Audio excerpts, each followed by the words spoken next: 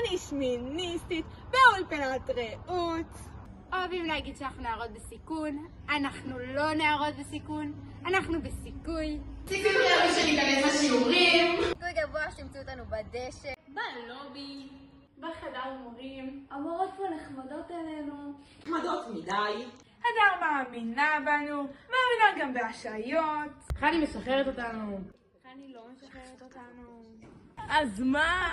עובדי המטבח משקיעים בנו, בערב פחות. סיימנו בגרות בספרות, לא מתכוונת לספר מה הציון. סיימנו בגרות בלשון, עם הלשון בחוץ. חולצה אמריקאית, כבר לא. כי אנחנו לא יודעות אנגלית. חולצה עם סמל, חולצה בלי סמל. תפילת שחרית בכיתות. סידורים. אין מתפללות. יש אמונה בלב. אין נכחות בשיעורי אמונה. אין איתי מחברות, אני לא אשתמש בהם. יש לי מילונית, והיא בשיתוף עם כל האולפנה. אין לי מחשבון מדעי.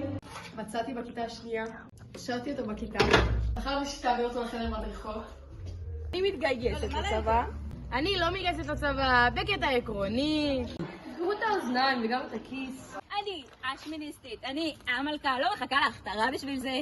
אני אהיה נחמדה, אני לא אהיה נחמדה, האולפנה תלויה בי. אני אפתח לכם קיוסק, קליק יעלה 30 שקל, קראנץ' פיסטוק לא יהיה, כנראה שגם קליקנו. אני שינית את השפעת הדבר הכי טוב שקרה לכם. אני מתגייסת לצבא. כן, יש לי הרבה פספוסים שאני מפספסת. אני אפתח לכם קיוסק, כאן עקרוני.